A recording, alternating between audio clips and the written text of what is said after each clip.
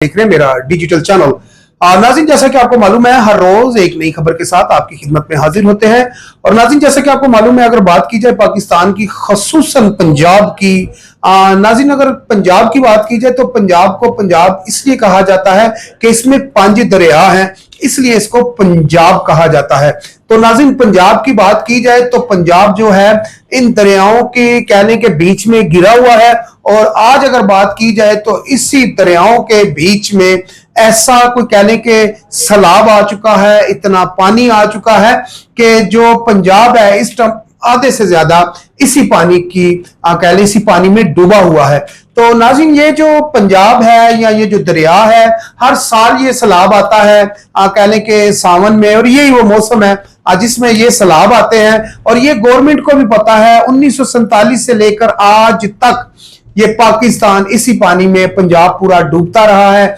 और आज तक कह लें कि जितनी भी हुकूमतें आई हैं, किसी ने भी इस पानी को जखीरा करने के लिए, स्टोर करने के लिए आज तक कोई इंतजाम नहीं किया, कोई डैम्प नहीं बनाए ताकि इस पानी को किसी अच्छी जगह पे इस्तेमाल किया जाए या ऐसी जगह पे स्टोर किया जाए कि कल को ये पानी फसलों के लिए इस्तेमाल किया जा सके।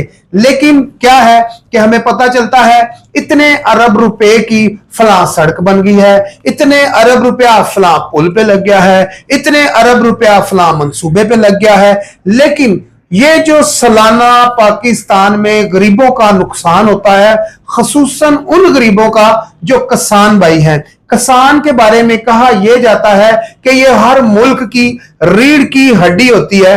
तो रीढ़ की हड्डी जो है जनाब, हर 1 साल के बाद इस रीढ़ की हड्डी में एक टीका लगा दिया जाता है और रीढ़ की हड्डी जो है दिन ब दिन आपकी कमजोर होती जा रही है। जब आपको अपने ही मुल्क यानी कि मुल्क पाकिस्तान की अगर बात की जाए तो पाकिस्तान वाहिद ऐसा मुल्क है, यानी कि पंजाब, पाकिस्तान का जो पंजाब है ऐसा पंजाब है कि जिसमें से आपको चावल हर तरह का मिलता है, जिसमें कह लें कि नई बासमती, पुरानी बासमती, टोटा, चोना और सेला, हर तरह का चावल आपको पाकिस्तान से मिलता है। और यही वो चावल है जो पाकिस्तान से बाहर भी इंपोर्ट किया जाता है। और पाकिस्तान का नाम है कह लें कि फसलों के हवाले से या किसान भाइयों के हवाले से, और किसान जो है पाकिस्तान की रीढ़ की हड्डी है।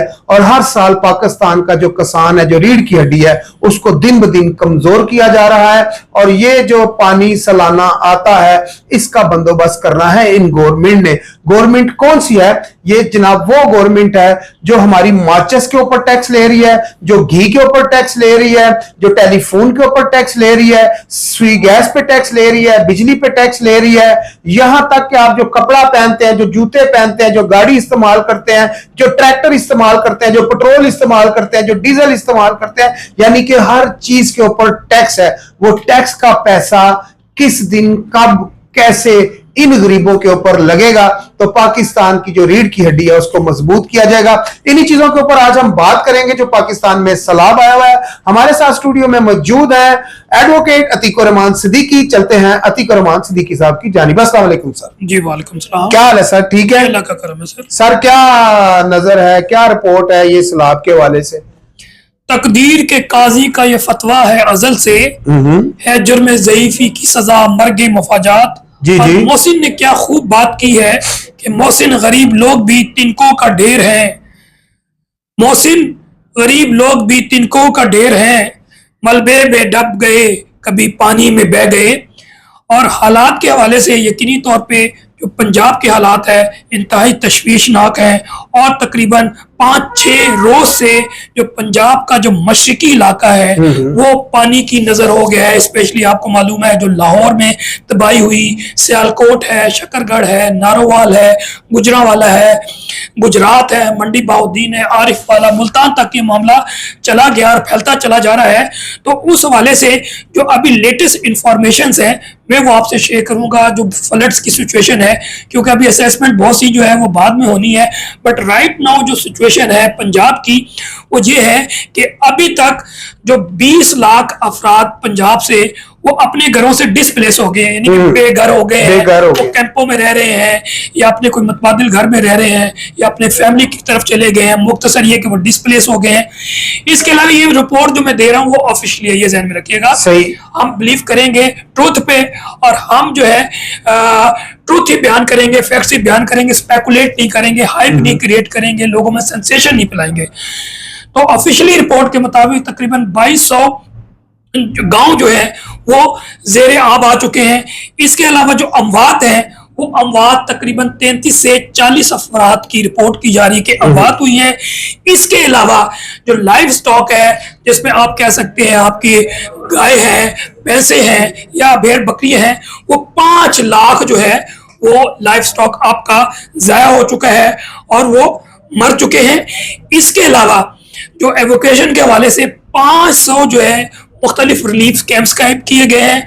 उसमें मेडिकल स्टाफ भी है, पैरामेडिक्स भी है, वेटरनरी डॉक्टर्स भी हैं और इसके अलावा जो पंजाब के रिसोर्सेज है, चाहे वो पुलिस है, चाहे रेस्क्यू 112 है, इसके अलावा लॉ इन्फोर्समेंट एजेंसी है, रजाकार है और इसके अलावा रेंजर्स भी है।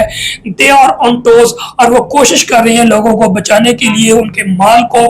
बहरहाल ये जो है उनकी ये स्ट्रगल चल रही है। इसके अलावा जो सैलाब की सिचुएशन है, तकरीबन 4-5 रोज से आपको मालूम है सिचुएशन चल रही थी और फ्लड जो है वो तकरीबन 150 से लेके 1.5 से 2 लाख क्यूसेक फीट की हिसाब से चल रहा था। लेकिन कल जो है इंडिया ने चिनाब से जो पानी छोड़ा है वो बड़ी खतरनाक है। वो जो डैम बनाए थे चिनाब पे, जिसमें सलाल डैम भी है, नंगाल डैम भी है और हरीके बैराज भी है, उन्होंने इस रिपोर्ट के मुताबिक तकरीबन 8 से 10 लाख जो क्यूसेक फीट पानी जो है वो छोड़ा है और वो पंजाब की तरफ दाखिल हो रहा है और हो चुका है। और अगर वो आता है तो कहते हैं कि चिनाब की सिचुएशन ये है कि चिनाब को जो कैपेसिटी है मैक्सिमम जो संभाल सकता है, जो ब्रिज तक आएगा तो ब्रिज के ऊपर आ जाएगा पानी। अच्छा। और वो तकरीबन 8 से 9 है। तो अगर पहले ही 1.5 लाख चल रहा है और अगर 8-9 आता है तो सिचुएशन खराब भी हो सकती है।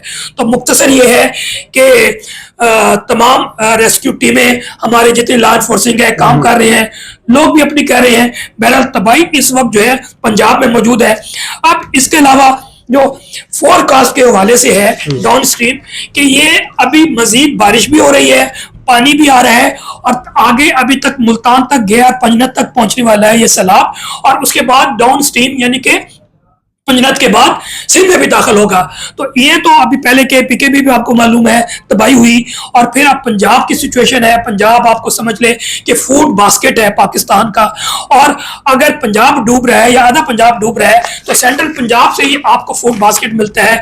जो आपको पता है हार्वेस्टिंग का सीजन आने वाला था जिसमें मेन आपका कैश क्रॉप या नेट क्रॉप्स होता है, वो आपके चावल है, चावल थे या आपका कपास है या आपका गन्ना है या आपका मकई है, ये सारों को शदीद नुकसान हुआ है। और ये स्पेकुलेशन भी की जा रही है कि इस वक्त जो है तकरीबन 3600 से 4000 पर केजी जो चावल है उसका रेट बढ़ चुका है। और इसी तरह इसके अलावा जितनी भी तमाम कैश क्रॉप या नेट क्रॉप्स हैं अगर इसी रेट से बढ़ेंगी तो फिर आपको मालूम है क्योंकि डिमांड और जो वो सप्लाई का जो खेल है, जो पाकिस्तान में डिमांड होगी लेकिन सप्लाई कम होगी तो क्या होगा, पाकिस्तान अपने फॉरेन रिजर्व को यूज करेगा ताकि वो इंपोर्ट कर सके और उसकी वजह से आने वाले वक्त में मजीद परेशानी का सामना हो सकता है, इन्फ्लेशन हो सकती है। तो ये सारी जो स्पेकुलेशन जो सैलाब के हवाले से है, तो मजीद जनाब आप कोई क्वेश्चन करना चाहते हैं तो मैं हाजिर हूँ। जी नाज़रीन, जो मैंने आपसे पहले भी बात की थी कि जिस तरह हर साल जो है कि जो किसान है उसकी रीढ़ की हड्डी को नुकसान पहुंचाया जा रहा है और पाकिस्तान की रीढ़ की हड्डी किसान है। और जिस तरह अभी अतीक साहब ने आपको बताया है कि जो जानवर हैं, जो भैंसे हैं, जो गाय हैं, जो बकरियां हैं, ये कह लें कि एक किसान का, एक देहात वाले का एक खजाना होता है, एक सरमाया होता है कि जब उसका ये खजाना सरमाया हर साल बह जाएगा, मर जाएगा, तो मुझे बताएं जो किसान है वो आपके लिए फसल कैसे फिर दोबारा से बोएगा। तो जैसा कि आपने अभी ये भी सुना कि जो पंजाब में फसलें, खड़ी फसलें थी, वो भी पानी की नजर हो चुकी हैं, वो भी तबाह हो चुकी हैं। और इन फसलों की तबाही के बाद होगा क्या कि जहां पर आपको चावल जो है टोटा या बनास्पति या जो पुरानी बनास्पति होती है, ये जो चावल था आपको जो मिल रहा था 300, वो मिलेगा 350, 400 रुपए भी इसका रेट जा सकता है। तो ये सारी नाअहली की अगर बात की जाए तो मैं कहता हूं ये उन्हीं की नाअहली है जिनके कंट्रोल में इस टाइम पाकिस्तान की डोर है। जो कह लें कि पाकिस्तान का सारा सरमाया इकट्ठा करते हैं, थोड़ा सा सरमाया अगर यहां पर लग जाता इस पानी को स्टोर करने के लिए, तो मेरा ख्याल है मुल्क को और इन किसानों को बचाया जा सकता था। इस हवाले से मैं जरूर हाँ जी जी जी, बोले बोले कि नाअहली के हवाले से मैं ये समझता हूं कि ये जो पाकिस्तान में 1947 से लेके 2025 तक आप आज तक तकरीबन 30 इस तरह के सैलाब या मोर और लेस सैलाब आए हैं, लेकिन हम हर साल देखते हैं कि जब इंडिया ने पानी छोड़ दिया, ये कर दिया, खुदाई आफत आ गई। तो मैं समझता हूं कि ये जो आफतें हमारे पास सैलाब की सूरत स्पेशली आती है, वो खुदाई कम और हमारी मिसमैनेजमेंट, करप्शन की वजह से, माफियाइज्म की वजह से, और अपने आप को अमीर से अमीर तर बनाना, जो रूल ऑफ लॉ को छोड़ के अपने पैसे, लोगों के पैसे निकाल के अपनी जेबों में डालते हैं, और ना शॉर्ट टर्म प्लानिंग करते हैं, ना मिड टर्म करते हैं, ना लॉन्ग टर्म करते हैं। और मैं समझता हूं और हर शख्स समझता है कि पानी अल्लाह ताला की नेमत है, लेकिन इन्होंने बायसे ज़हमत बना दिया है बायसे रहमत के लिए। तो पानी तो ताकत है, पानी तो एनर्जी है। तो अगर हम इन 78 सालों में अगर थोड़े से भी सिंसियर हो जाते तो इस पानी को ताकत बना लेते, तो पाकिस्तान आज बहुत तरक्की कर चुका होता, क्योंकि पाकिस्तान को उस पानी से बिजली भी फ्री में मिलती या कम से कम रेट में मिलती, और फिर पानी होता तो पाकिस्तान का पंजाब भी लहरा रहा होता, और उसके साथ बलोचिस्तान है या हमारे रेगिस्तान है, जिस तरह बड़े बड़े ममालिक ने रेगिस्तानों को लहलाया, किसान तो खुशहाल होता ना जी। तो वो उन्होंने खेती बाड़ी शुरू की, वहां उन्होंने एग्रीकल्चर का काम शुरू कर दिया। तो पानी जहां भी होगा तो रेगिस्तान, जैसा हमारा चोलिस्तान है, हमारा थर है, या डिफरेंट एरियाज है जो कि बैरन है, उनको भी हम सैराब कर सकते थे। बट अनफॉर्चुनेटली क्योंकि वाटर मैनेजमेंट नहीं की है, इसकी वजह से पाकिस्तान को 78 सालों से यही दिन देखने आ रहे हैं। और इस हवाले से मैं जरूर कहूंगा कि यकीन जानिए कि मैं जितना सोचता हूं इस चीज पे कि जितने ये सैलाब आते हैं, इसमें गरीब आदमी या आम अवाम ही जो है ना रुलता है। अमीर आदमी तो ऊंची जगह पे रहता है, हम तो छोटे लोग हैं, छोटी जगहों पे रहते हैं। तो मुख्तसर ये है कि हम खुदा के अजाब का शिकार हम ही होना है, नहीं, ऐसा नहीं है। ये शिकार करने वाले जो है ना वो आप पर अजाब की सूरत पे मुसलत है। मैं इसके साथ जो चंद सिफारिशात लेकर आया हूं, वो कि इन हुकूमत से मुझे उम्मीद नहीं है, लेकिन अवाम के गोश गुजार इसलिए करना चाहता हूं ताकि अवाम को इन चीजों का पता हो और इनको अजवर हो जाए कि जनाब ये हुकूमत का काम है, हुकूमत हमारे लिए बनाई जाती है, रियासत हमारे लिए बनाई जाती है। उसमें नंबर 1 कि वाटर मैनेजमेंट एक साइंस है, लिहाजा इसके जरिए हम पानी की अपनी मईशत और रियासत के लिए कमजोरी नहीं बल्कि ताकत बना सकते हैं, उसे बायसे ज़हमत नहीं बल्कि बायसे रहमत बना सकते हैं। पानी हो तो जिंदगी है, इससे खुशहाली लाई जा सकती है। डैम्स, बैराज, झीलें और दीगर आबी रिजर्वायर्स बनाने की शॉर्ट टर्म, मिड टर्म और लॉन्ग टर्म मैनेजमेंट और हिकमत अमले की जरूरत है। इसके साथ साथ क्योंकि पाकिस्तान वो मुल्क है जो डाउन स्ट्रीम है, अप स्ट्रीम जो है वो इंडिया है, वो चाइना है, तो पाकिस्तान अप स्ट्रीम से डाउन स्ट्रीम पर आबी गुजरगांव पर कब्जा ग्रुप ने जो हाउसिंग स्कीमें, हाउसिंग सोसाइटी बनाई हुई है, उन सब का खात्मा और उन मुलविस अफराद को जिन्होंने दरिया की जगहों पे अपनी सोसाइटीज बना ली है, उनके खिलाफ कार्रवाई होनी चाहिए।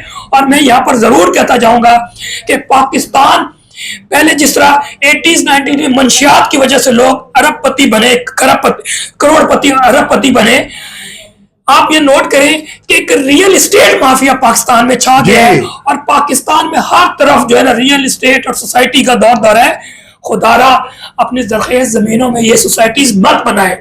और आजकल के साइंटिफिक दौर में जो हॉरिजेंटल होता है कि आप छोटे छोटे घर एक दो फ्लोर के बनाए और फैला दें, लेकिन वर्टिकल होता है बिल्डिंग्स खड़े करें। तो आप छोटी सी जगह में हजारों लोगों को एडजस्ट कर सकते हैं। तो खुदारा ये सोसाइटियों का कारोबार बंद करें, रियल एस्टेट को खत्म करें और आप हॉरिजॉन्टल हाउसिंग के बजाय वर्टिकल अब स्टेट सिटीज आबाद करें, शहर आबाद करें, तो आपको फायदा हो सकता है। इसके अलावा जो दीगर हमारे पीडीएम में, हमारे एनडीए में और दीगर इदारे हैं, उसमें professional water management and emergency handling force और रजाकार को इंडक्ट करना पड़ेगा। सिविल फोर्सेस मसलन रेस्क्यू 112 है, उनको ज्यादा सहूलतें दें, क्योंकि तरक्की याफ्ता ममालिक में फौजें नहीं ज्यादा काम करती। अनफॉर्चुनेटली फौजों ने हर चीज अपने कंट्रोल में कर ली है। तो माजरत के साथ सिविल इदारों को मजबूत करें जो आर्मी टीम में काम करते हैं। जी, उन लोगों को इंडक्ट करें। फौज ने तो तभी आना जब कोई बड़ा एक्सीडेंट हो। जो डेवलप्ड कंट्रीज है वहां पर सिविलियंस होते हैं, वो ट्रेंड होते हैं। अभी मिसाल का रेस्क्यू 112 में अगर 10,000 है, आप उसको 1 लाख कर दें, आप 50,000 कर दें। तो मुख्तसर ये है कि यहाँ पर खर्चा करें सिविल इदारों पे, उनको इक्विप करें, उनको मॉडर्न गैजेट्स दें, उनको आप गाड़ियां दें, उनको बोर्ड्स दें, उनको हेलीकॉप्टर दें, ताकि वो काम करें। तो मुख्तसर ये कि इसके अलावा माहौलियाती तब्दीली के असरात कम करने के लिए हर मुमकिन इक़दाम उठाने होंगे। मसलन पाकिस्तान में जंगलात का भी इजाफा करना पड़ेगा, टिम्बर माफिया की बीक को नहीं करनी पड़ेगी। पाकिस्तान में आबी ज़राए और नहरी निज़ाम को 21वीं सदी के तकाज़ों और ज़रूरियात के मुताबिक जदीद बनाना होगा, क्योंकि जो इस वक्त पाकिस्तान में नहरी निज़ाम है वो तो 150 साल पहले अंग्रेज देकर गए थे, 200 साल पहले दे के गए थे, इन्होंने अपग्रेड नहीं किया। अभी भी आप मुताला पाकिस्तान में देख लें, इन दरियाओं का ज़हर, दरिया तो बढ़ नहीं सकते, लेकिन उसके साथ जो रैप्टा नहरें हैं, मिसाल के तौर पर अपर चिनाब, लोअर चिनाब और अपर झेलम और लोअर झेलम, इस तरह का जिक्र होता था। लेकिन उसके बाद आपने मजीद चैनल्स और आपने राब्ता नहरें नहीं निकाली, हेडवर्क्स कोई सफाई नहीं की आज तक जी। अब मैं इस पे आने लगा, वो जो गहराई थी वो खत्म होती जा रही है और चढ़ाई बढ़ती जा रही है। मैं बताने लगा हूं कि जो दरियाओं में आप पूरी स्टडी करें कि जहां जहां दरियाओं पे या नालों पे आपने सोसाइटीज बनाई है उसको कम करें, और जहां पर ये आप नक्शे में आज से 78 साल पहले का नक्शा निकालें, उसके सफाई करके वो दरियाओं को रास्ता दें। दरिया का रास्ता है, आप उसमें इंटरफेरेंस ना करें, नंबर 1।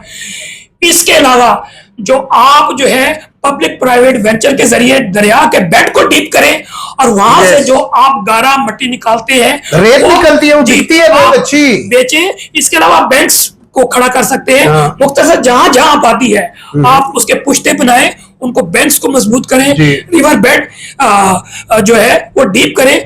और मैं समझता हूं कि जिस तरह एक वक्त था कि एनसीसी का कोर्स होता था, लोगों को, नौजवानों को बेसिक कोर्स सिखाया जाता था, गन चलाना और परेड वगैरह, तो इसी तरह के जो नागानी आफत है, सैलाब है या जल्जले वगैरह है, उसके लिए स्कूल कॉलेज में ना सिर्फ सिलेबस में डालें बल्कि उनको ट्रेनिंग्स होनी चाहिए। तो ये मेरी चंद सिफारिशात हैं जो कि आपको मालूम होना चाहिए, ताकि आप वो के नुमाइंदे आपकी बात नहीं सुनते, लेकिन आप अपना बोलना मत छोड़ें, क्योंकि आजादी ज़ाहिर राय आपका बुनियादी हक है। आपको इंफॉर्मेशन होनी चाहिए, राइट टू इंफॉर्मेशन भी, ताकि आप भी कल सबके सामने बोले।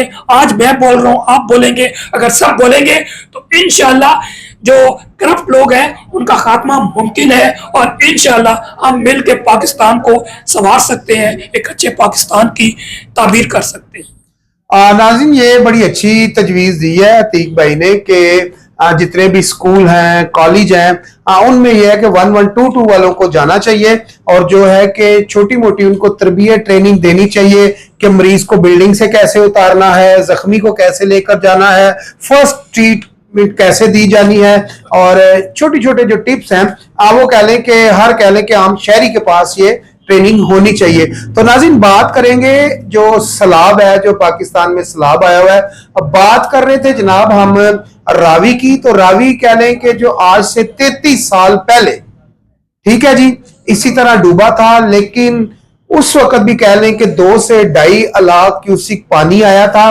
लेकिन जो अब रेला पीछे से आने वाला है 10 लाख क्यूसिक का, दुआ करें उसमें अल्लाह ताला पाकिस्तान को भी बचाए, और आगे ये पानी जो है सिंध में जाना है तो अल्लाह ताला सिंध को भी बचाए। और हमारी दुआ है कि अल्लाह ताला इस पाकिस्तान को अपनी हिफ्ज़-ओ-मान और अपनी इंशाअल्लाह, पनाह में रखे। इंशाअल्लाह। इसी के साथ मुझे और अतीक भाई को इजाजत दीजिए, मिलते हैं अगली वीडियो में। अल्लाह हाफिज। क्यों